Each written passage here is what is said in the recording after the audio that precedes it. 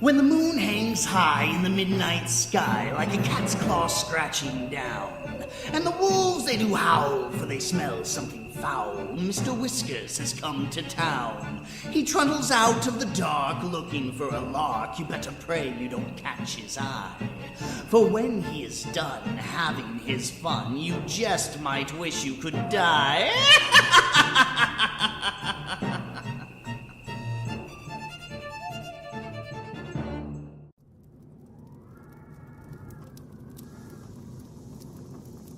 Good evening, kitties. It is I, your host, Mr. Whiskers, the Mad Catter, here to bring you another episode of Twisted Tea Time.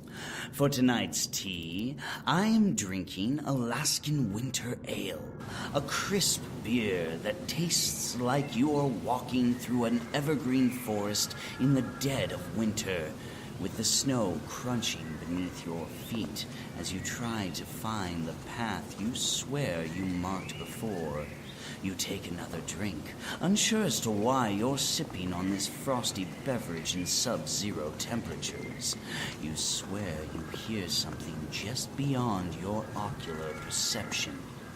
There's a growl. You catch a hint, a glint of malicious eyes. The sound of the birds fade as they sense death on the wind. You hurry your pace, fully aware that you are leaving tracks in the snow for whatever beast might be after you, stalking you, hunting you. You are naught but prey. You begin to run. It lets out a bestial roar. It's charging. You see a break in the tree line. There is a clearing ahead. This creature fears the sun. You know this, and it drives you onward. You leap, confident that you have reached safety. And then you fall. You're tumbling down a slope, bouncing, your body jostled this way and that. Something breaks as you crash to a stop against a rock. The creature, the unnameable beast, growls at that wooden barrier, unwilling to expose itself to the light of day. And so it has come to this. All the advancements of humanity, and you face your doom in the middle of nowhere. Unable to flee any further, you will perish either at the maw of the unspeakable beast when night falls and it emerges from the tree line, or else when the icy fingers of exposure squeezes the last hot breath from your body. Anyway, they achieve this delicious concoction by brewing this tasty beverage with spruce tips. Honestly, this is my favorite of seasonal winter ales, as most other brewing companies get lazy and concoct some unimaginative and drab IPA, rather than putting any honest effort towards making a drink reflective of the season. Alas, it will only be available for a short time longer. Why do all my favorite beers have to be seasonal? Damn it. Oh, well. Now, this episode is a touch late in coming, and for that I apologize. But we'll continue our month of Lovecraft straight away. In our last episode, we heard about the doom that came to Sarnath, and it might have seemed a touch out of place compared to some of Lovecraft's other writings. And that was because it was set in the fantastical realm of the Dreamlands. 3 guesses as to how you enter that realm, and the first 2 don't count. For the slow ones in the back out there, you get there through your dreams. Now, before the tale of that cat catastrophe that befell the wondrous Sarnath, there were a couple of other tales set in the Dreamlands, and many more after. In fact, the protagonist of the other story of our last episode, Mr. Randolph Carter, has journeyed to the fabled Dreamlands once or twice himself. So I figure we can focus a little on the two prior stories and perhaps eventually we'll see Mr. Carter taking his journey to that mystical, maddening realm. Now, the first story, like a number of Lovecraft's tales, was inspired by a dream. And in this case, it involves a dreamer himself, one with an obsession and loathing for a star that has been a beacon of hope to some, a symbol of religion to others, but to him it is an insane watching eye, an eye with a name. And thus I present to you H.P. Lovecraft's Polaris.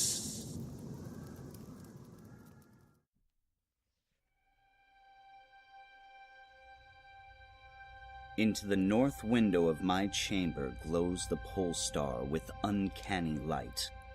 All through the long hellish hours of blackness it shines there, and in the autumn of the year, when the winds from the north curse and whine, and the red-leaved trees of the swamp mutter things to one another in the small hours of the morning under the horned waning moon, I sit by the casement and watch that star.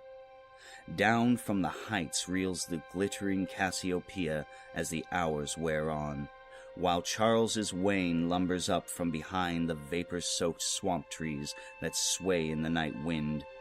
Just before dawn, Arcturus winks ruddily from above the cemetery on the low hillock, and Coma Berenice's shimmers weirdly afar off in the mysterious east.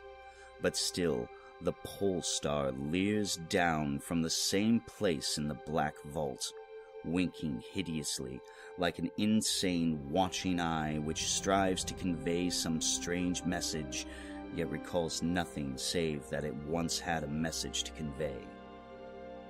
Sometimes, when it is cloudy, I can sleep.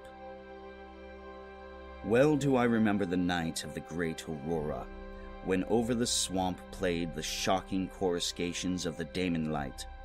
After the beams came clouds, and then I slept. And it was under a horned waning moon that I saw the city for the first time. Still and somnolent did it lie, on a strange plateau in a hollow betwixt strange peaks. Of ghastly marble were its walls and its towers, its columns, domes, and pavements. In the marble streets were marble pillars, the upper parts of which were carven into the images of grave, bearded men. The air was warm and stirred not, and overhead, scarce 10 degrees from the zenith, glowed the watching pole star. Long did I gaze on the city, but the day came not. When the red Aldebaran, which blinked low in the sky but never set, had crawled a quarter of the way around the horizon, I saw light and motion in the houses and the streets. Forms strangely robed, but at once noble and familiar, walked abroad, and under the horned waning moon men talked wisdom in a tongue which I understood, though it was unlike any language I had ever known. And when the red Aldebaran had crawled more than halfway around the horizon, there were again darkness and silence.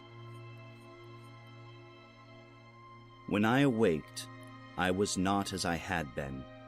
Upon my memory was graven the vision of the city, and within my soul had arisen another and vaguer recollection, of whose nature I was not then certain. Thereafter, on the cloudy nights when I could sleep, I saw the city often, sometimes under that horned waning moon, and sometimes under the hot yellow rays of a sun which did not set, but which wheeled low around the horizon. and on the clear nights the pole star leered as never before.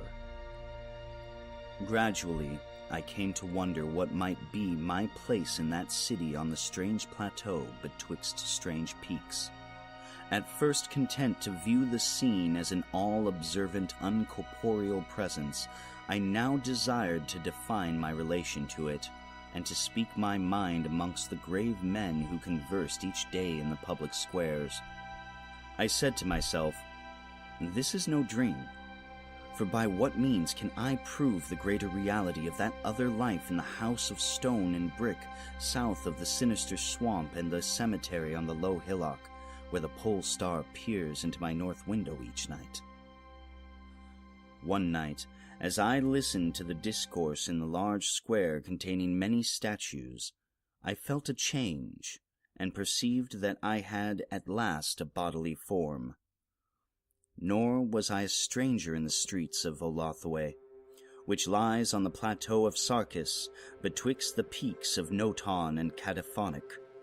It was my friend Alos who spoke, and his speech was one that pleased my soul, for it was the speech of a true man and patriot.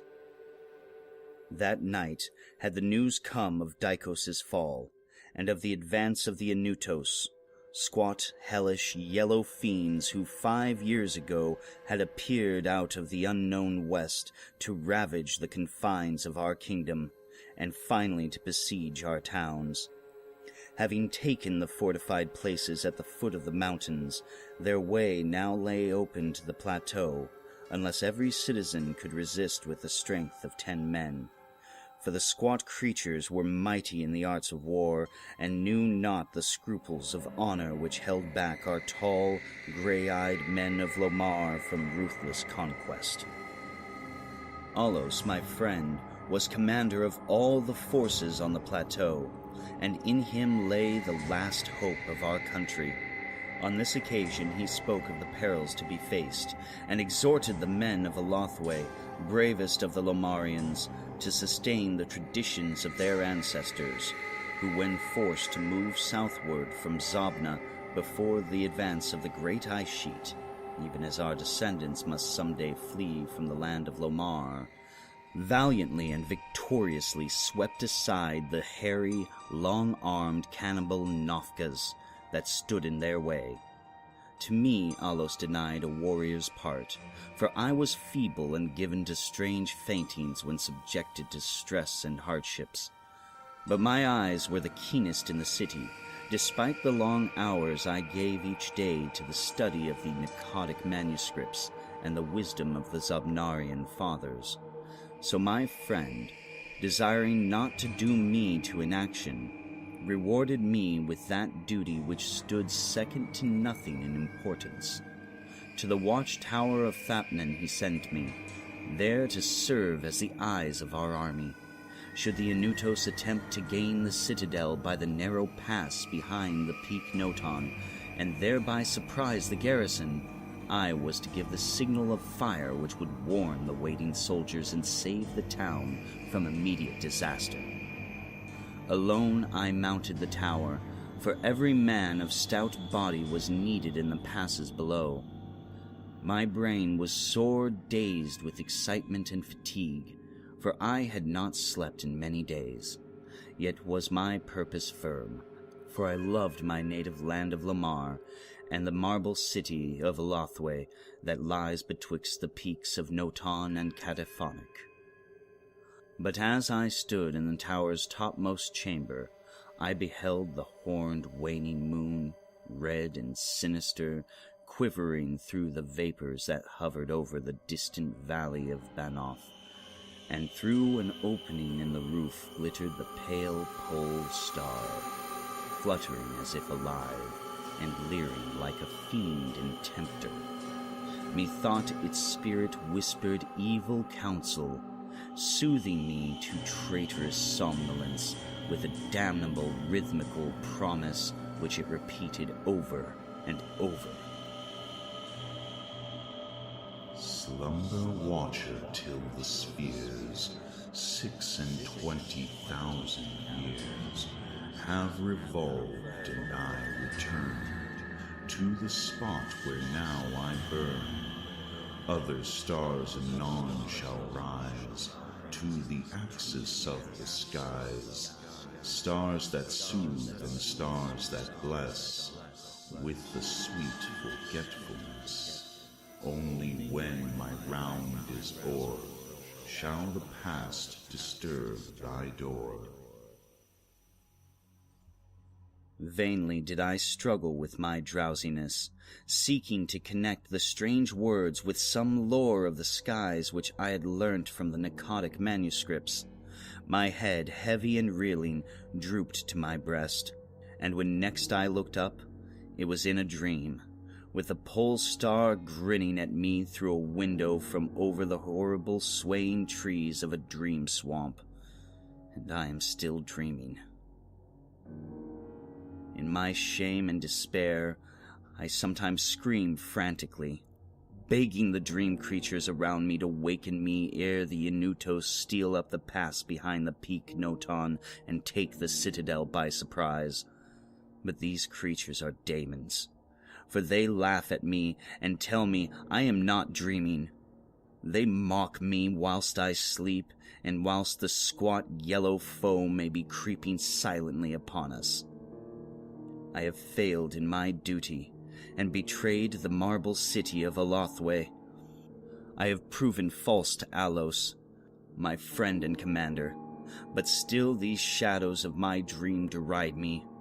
They say there is no land of Lomar save in my nocturnal imaginings, that in those realms where the pole star shines high and red Aldebaran crawls low around the horizon, there has been naught save ice and snow for thousands of years, and never a man save squat yellow creatures blighted by the cold, whom they call Esquimaux. And as I writhe in my guilty agony, frantic to save the city whose peril every moment grows, and vainly striving to shake off this unnatural dream of a house of stone and brick south of a sinister swamp and a cemetery on a low hillock, the pole star, evil and monstrous, leers down from the black vault, winking hideously like an insane watching eye which strives to convey some strange message, yet recalls nothing save that it once had a message to convey.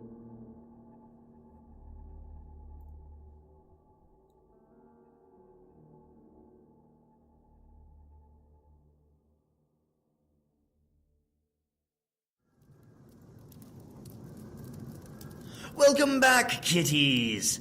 It would seem our nameless protagonist suffered something of a cliffhanger more infuriating than having one's favorite show cancelled before a plot thread is solved. Just the thought of that is making me want to cough up a hairball. Before we move on, kitties, I'd like to take a quick moment to remind you all that it is your support that keeps this show going.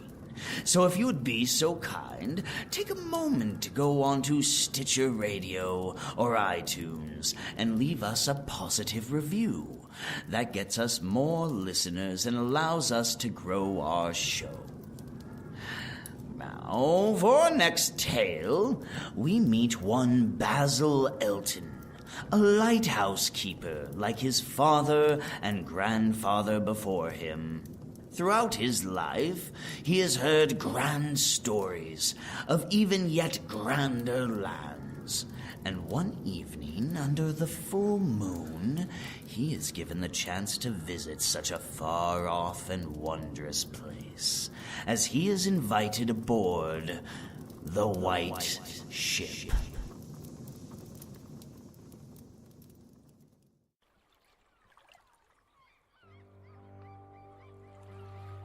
I am Basil Elton, keeper of the North Point light that my father and grandfather kept before me.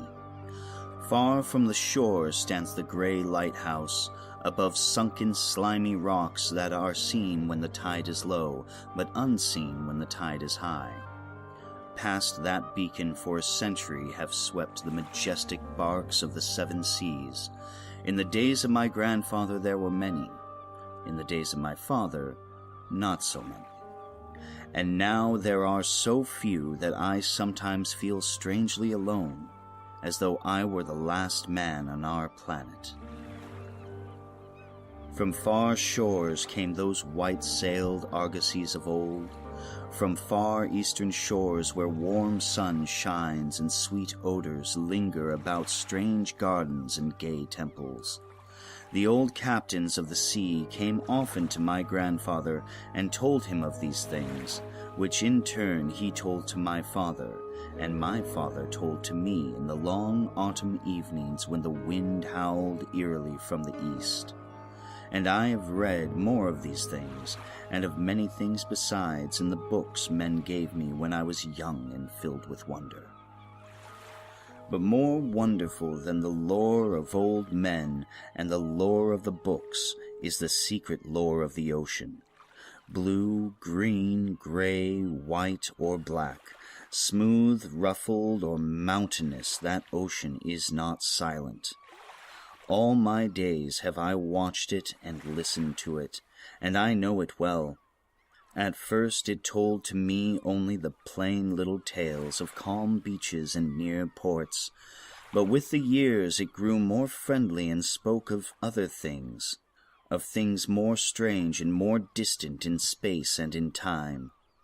Sometimes at twilight the gray vapors of the horizon have parted to grant me glimpses of the ways beyond, and sometimes at night the deep waters of the sea have grown clear and phosphorescent to grant me glimpses of the ways beneath. And these glimpses have been as often of the ways that were and the ways that might be, as of the ways that are. For ocean is more ancient than the mountains, and freighted with the memories of the dreams of time. Out of the south it was that the white ship used to come when the moon was full and high in the heavens. Out of the south it would glide very smoothly and silently over the sea, and whether the sea was rough or calm, and whether the wind was friendly or adverse, it would always glide smoothly and silently, its sails distant and its long strange tiers of oars moving rhythmically. One night I espied upon the deck a man, bearded and robed, and he seemed to beckon me to embark for fair unknown shores. Many times afterward I saw him under the full moon, and ever did he beckon me. Very brightly did the moon shine on the night I answered the call, and I walked out over the waters to the white ship on a bridge of moonbeams. The man who had beckoned me now spoke a welcome to me in a soft language I seemed to know well, and the hours were filled with soft songs of the oarsmen as we glided away into a mysterious south, golden with the glow of that full, mellow moon. And when the day dawned, rosy and effulgent, I beheld the green shore of far lands, bright and beautiful, and to me unknown. Up from the sea rose lordly terraces of verdure, tree-studded and shewing here and there the gleaming white roofs and colonnades of strange temples. As we drew nearer the green shore, the bearded man told me of that land, the land of Zar, where dwell all the dreams and thoughts of beauty that come to men once and then are forgotten. And when I looked upon the terraces again, I saw that what he said was true, for among the sights before me were many things I had once seen through the mists beyond the horizon and in the phosphorescent depths of the ocean. There, too, were forms and fantasies more splendid than any I had ever known. The visions of young poets who died in want before the world could learn of what they had seen and dreamed. But we did not set foot upon the sloping meadows of Zar, for it is told that he who treads them may never more return to his native shore. As the white ship sailed silently away from the templed terraces of Zar, we beheld on the distant horizon ahead the spires of a mighty city, and the bearded man said to me, "This is Thalarion, the city of 1,000 wonders, wherein reside all those mysteries that man has striven in vain to fathom." And I looked again, at closer range, and saw that the city was greater than any city I had known or dreamed of before. Into the sky the spires of its temples reached, so that no man might behold their peaks, and far beyond the horizon stretched the grim gray walls, over which one might spy only a few roofs, weird and ominous, yet adorned with rich friezes and alluring sculptures. I yearned mightily to enter this fascinating yet repellent city, and besought the bearded man to land me at the stone pier by the huge carven gate to Cariel. But he gently denied my wish, saying, "Into Thalarion, the city of 1,000 wonders, many have passed, but none returned. Therein walk only daemons and mad things that are no longer men, and the streets are white with the unburied bones of those who have looked upon the eidolon Lethe that reigns over the city." So the white ship sailed past the walls of Thalarion, and followed for many days a southward flying bird, whose glossy plumage matched the sky out of which it had appeared. Then came we to a pleasant coast, gay with blossoms of every hue, where as far inland as we could see basked lovely groves and radiant arbors beneath a meridian sun. From bowers beyond our view came bursts of song and snatches of lyric harmony, interspersed with faint laughter so delicious that I urged the rowers onward in my eagerness to reach the scene. And the bearded man spoke no word, but watched me as we approached the lily-lined shore. Suddenly, a wind blowing from over the flowery meadows and leafy woods brought a scent at which I trembled. The wind grew stronger, and the air was filled with the lethal charnel odor of plague-stricken towns and uncovered cemeteries. And as we sailed madly away from that damnable coast, the bearded man spoke at last, saying, "This is Zura, the land of pleasures unattained." So once more the white ship followed the bird of heaven over warm, blessed seas fanned by caressing, aromatic breezes. Day after day and night after night did we sail, and when the moon was full, we would listen to soft songs of the oarsmen, sweet as on that distant night when we sailed away from my far native land. And it was by moonlight that we anchored at last in the harbor of Sona Nil, which is guarded by twin headlands of crystal that rise from the sea and meet in a resplendent arch. This is the land of fancy, and we walked to the verdant shore upon a golden bridge of moonbeams. In the land of Sona Nil there is neither time nor space, neither suffering nor death, and there I dwelt for many aeons. Green are the groves and pastures, bright and fragrant the flowers, blue and musical the streams, clear and cool the fountains, and stately and gorgeous the temples, castles, and cities of Sona Nil. Of that land there is no bound, for beyond each vista of beauty rises another more beautiful. Over the countryside, and amidst the splendor of cities, rove at will the happy folk, of whom all are gifted with unmarred grace and unalloyed happiness. For the aeons that I dwelt there, I wandered blissfully through gardens where quaint pagodas peep from pleasing clumps of bushes, and where the white walks are bordered with delicate blossoms. I climbed gentle hills from whose summits I could see entrancing panoramas of loveliness, with steepled towns nestling in verdant valleys, and with the golden domes of gigantic cities glittering on the infinitely distant horizon. And I viewed by moonlight the sparkling sea, the crystal headlands, and the placid harbor wherein lay anchored the white ship. It was against the full moon one night in the immemorial year of Tharp that I saw outlined the beckoning form of the celestial bird, and felt the first stirrings of unrest. Then I spoke with the bearded man, and told him of my new yearning to depart for remote Cathuria, which no man hath seen, but which all believe to lie beyond the basalt pillars of the west. It is the land of hope, and in it shine the perfect ideals of all that we know elsewhere, or at least so men relate. But the bearded man said to me, Beware those perilous seas wherein men say Cathuria lie.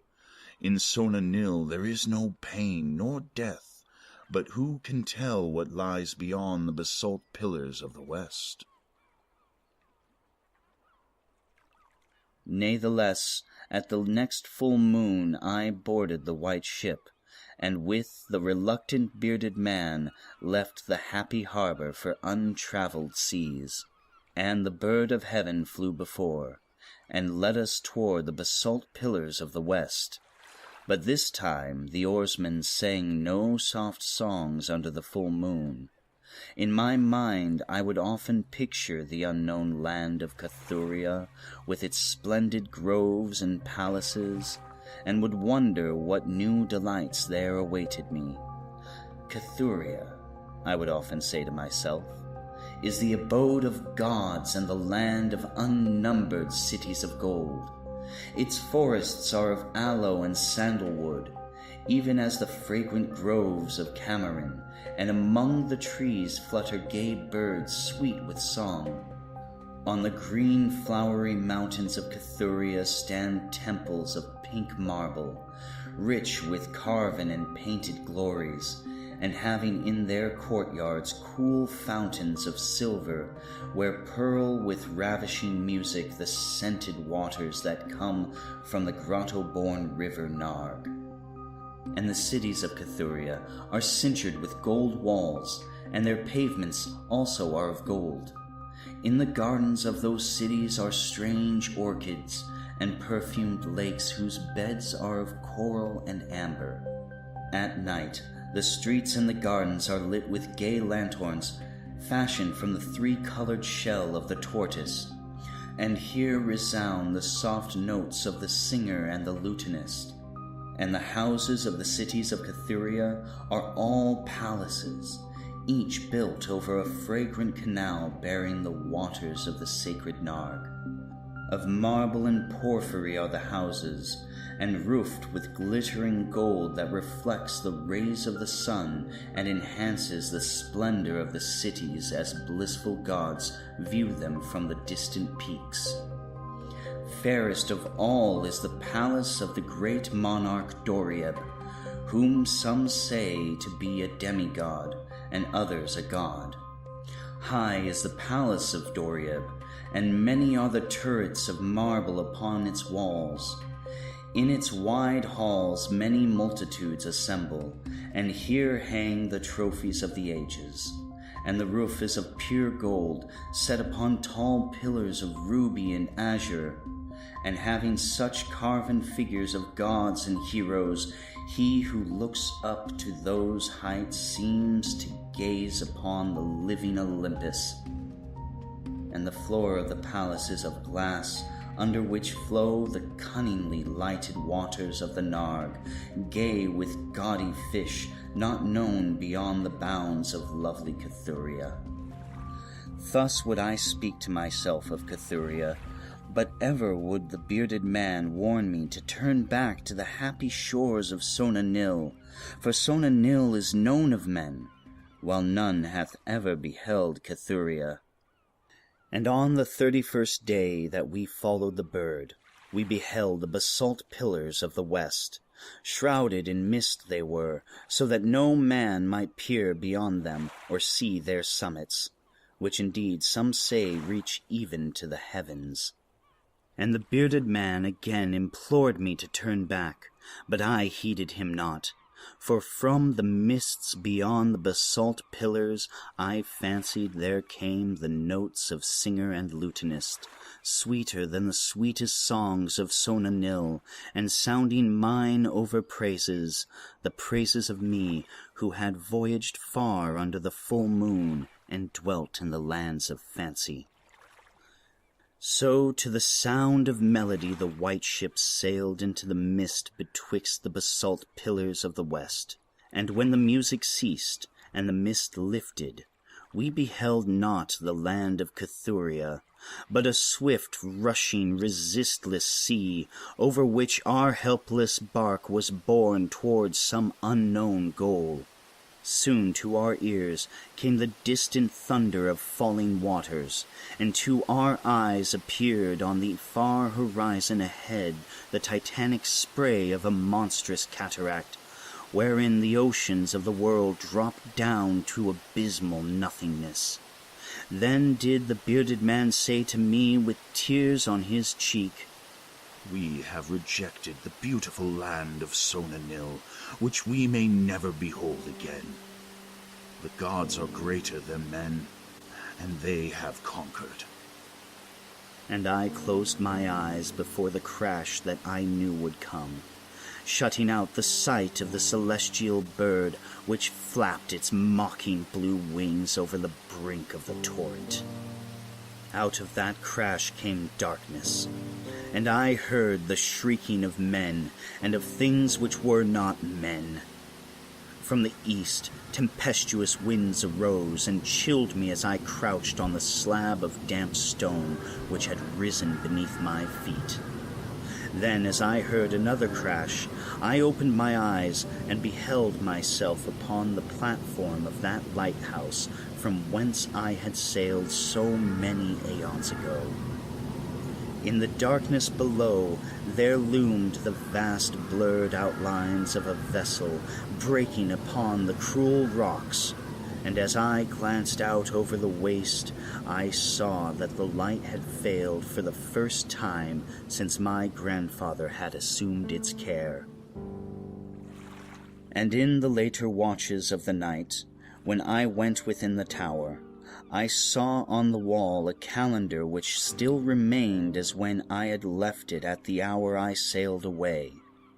With the dawn I descended the tower and looked for wreckage upon the rocks, but what I found was only this, a strange dead bird, whose hue was as of the azure sky, and a single shattered spar of a whiteness greater than that of the wave-tips or of the mountain snow.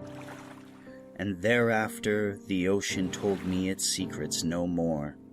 And though many times since has the moon shone full and high in the heavens, the white ship from the south came never again.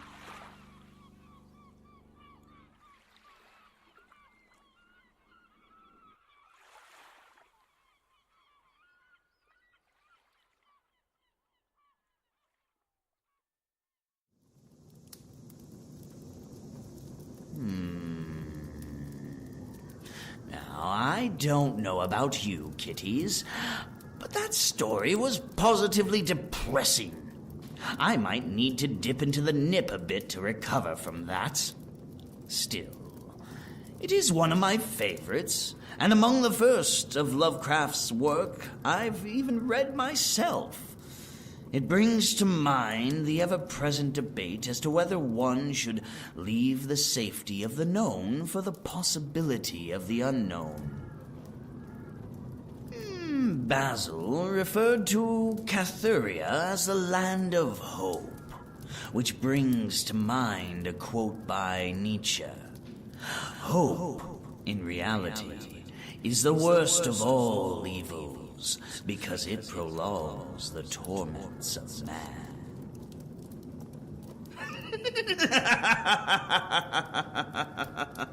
Always an upbeat fellow, that Friedrich Nietzsche. We seem to have time for another story, kitties. At least a short one. And it just so happens that the fourth tale Lovecraft wrote that was set in the Dreamlands is positively perfect. One might even say it is of personal interest to me. For you see, Lovecraft was something of a cat person, and while my affection for his stories does not include that, it does sweeten the deal. As such, I think I'll tell it to you myself. I present to you the Cats of Ulthar. It is said that in Ulthar, which lies beyond the river Sky, no man may kill a cat. And this I can verily believe, as I gaze upon him who sitteth purring by the fire. For the cat is cryptic, and close to strange things which men cannot see. He is the soul of antique Egyptus, and bearer of tales from forgotten cities in Meroe and Ophir. He is the kin of the jungle's lords, and heir to the secrets of hoary and sinister Africa. The Sphinx is his cousin, and he speaks her language, but he is more ancient than the Sphinx, and remembers that which she hath forgotten. In Ulthar, before ever the burgesses forbade the killing of cats, there dwelt an old cotter and his wife, who delighted to trap and slay the cats of their neighbors. Why they did this, I know not, save that many hate the voice of the cat in the night, and take it ill that cats should run stealthily about yards and gardens at twilight. But whatever the reason, this old man and woman took pleasure in trapping and slaying every cat which came near to their hovel. And from some of the sounds heard after dark, many villagers fancied that the manner of slaying was exceedingly peculiar. But the villagers did not discuss such things with the old man and his wife, because of the habitual expression on the withered faces of the two, and because their cottage was so small and so darkly hidden under spreading oaks at the back of a neglected yard. In truth, much as the owners of cats hated these odd folk, they feared them more, and instead of berating them as brutal assassins, merely took care that no cherished pet or mouser should stray toward the remote hovel under the dark trees. When through some unavoidable oversight a cat was missed and sounds heard after dark, the loser would lament impotently, or console himself by thanking fate that it was not one of his children who had thus vanished, for the people of Ulthar were simple, and knew not whence it is all cats first came. One day, a caravan of strange wanderers from the south entered the narrow cobbled streets of Ulthar. Dark wanderers they were, and unlike the other roving folk who passed through the village twice every year. In the marketplace they told fortunes for silver, and bought gay beads from the merchants. What was the land of these wanderers, none could tell, but it was seen that they were given to strange prayers, and that they painted on the sides of their wagons strange figures with human bodies and the heads of cats, hawks, rams, and lions. And the leader of the caravan wore a headdress with 2 horns and a curious disc betwixt the horns. There was in this singular caravan a little boy with no father or mother, but only a tiny black kitten to cherish. The plague had not been kind to him, yet had left him this small furry thing to mitigate his sorrow. And when one is very young, one can find great relief in the lively antics of a black kitten. So the boy, whom the dark people called Menace, smiled more often than he wept as he sate playing with his graceful kitten on the steps of an oddly painted wagon. On the third morning of the wanderer's stay in Ulthar, Menace could not find his kitten, and as he sobbed aloud in the marketplace, certain villagers told him of the old man and his wife, and of sounds heard in the night. And when he heard these things, his sobbing gave place to meditation, and finally to prayer. He stretched out his arms toward the sun and prayed in a tongue no villager could understand, though indeed the villagers did not try very hard to understand, since their attention was mostly taken up by the sky and the odd shapes the clouds were assuming.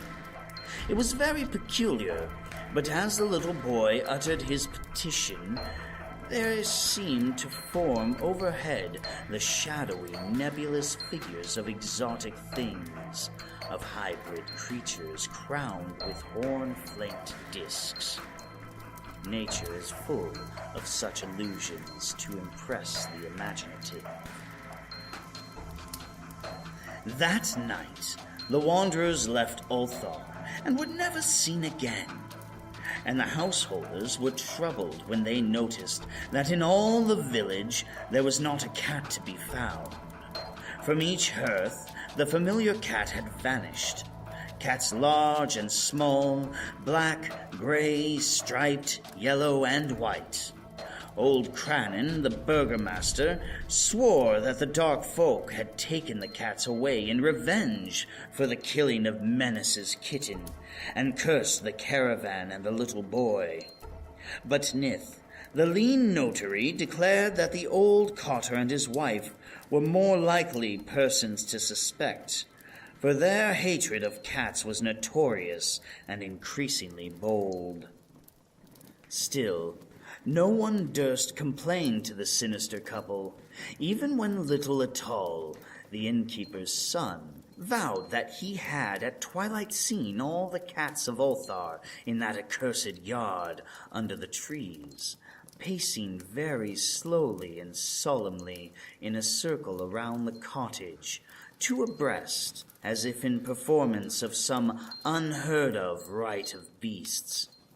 The villagers did not know how much to believe from so small a boy, and though they feared the evil pair had charmed the cats to their death, they preferred not to chide the old cotter till they met him outside his dark and repellent yard.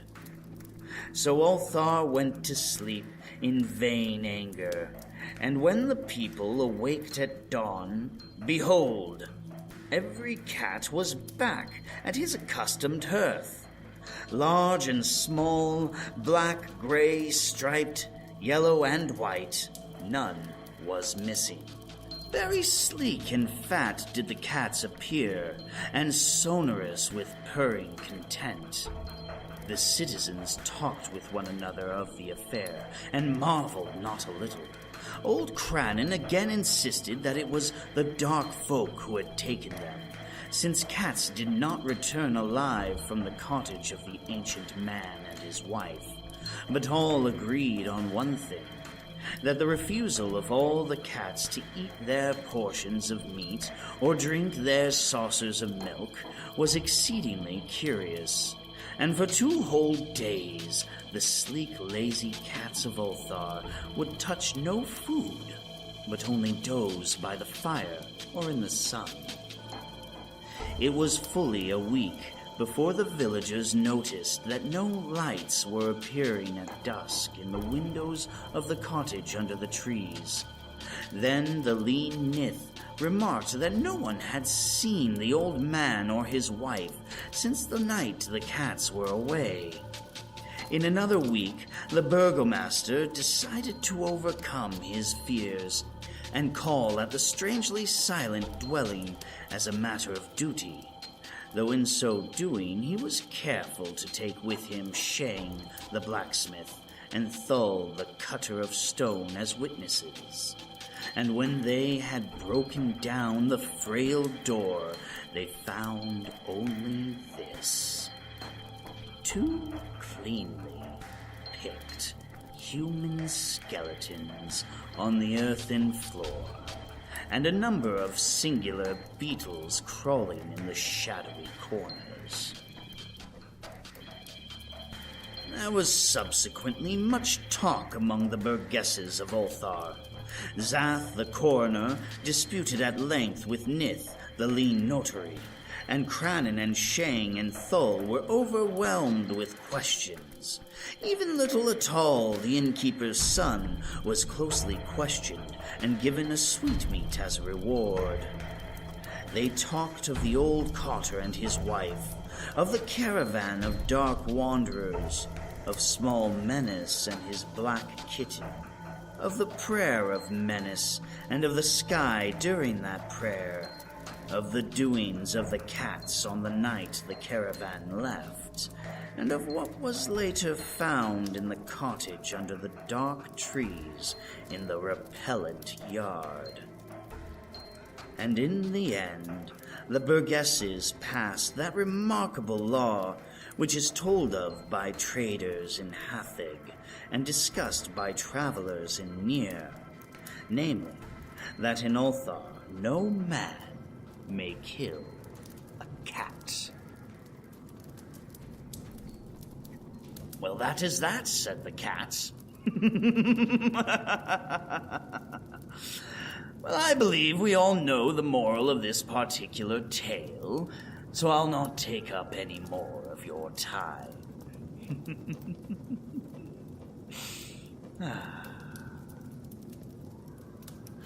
Now, before I let you go, unless, you leave right now, I would like to let you know of another way you can support this show. You can go to our Patreon page at www.patreon.com/themadcatter, where you can subscribe for as little as $1 a month. This nets you early access to future episodes, access to any revised episodes I create, live readings, and perhaps even some insight into any original works I create. So come on down, and why don't you drop a little bit of coin into this cat's hat? And with that, I think it is time to say goodbye. Alas, my friends, that time has come, where I believe our stories are done. I am afraid that I must fly on that silver ship through the starry sky.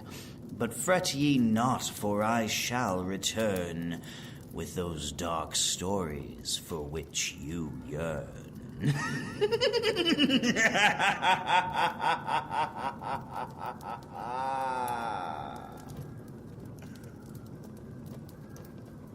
The Mad Catter presents Twisted Tea Time is copyright 2016 by Z.P. Gowdy. All stories are the properties of their respective authors and are obtained via direct permission or Creative Commons or public domain. Twisted Tea Time is executively produced for RenagadeRadio.com by Charlie Renagade. You can listen to Twisted Tea Time on RenagadeRadio.com Saturday nights at 9 p.m. Pacific Standard Time. Music for Twisted Tea Time is used courtesy of Kevin MacLeod and Incompetech.com. Details can be found in the show notes. If you want more of me and my mischief, find my charming grin on Facebook.com/Cheshire Hats or on Twitter at RealMadCatter. Download past episodes from SoundCloud at soundcloud.com/Cheshire Hat, or visit me at www.themadcatter.net. Good night, my kitties, and pleasant dreams.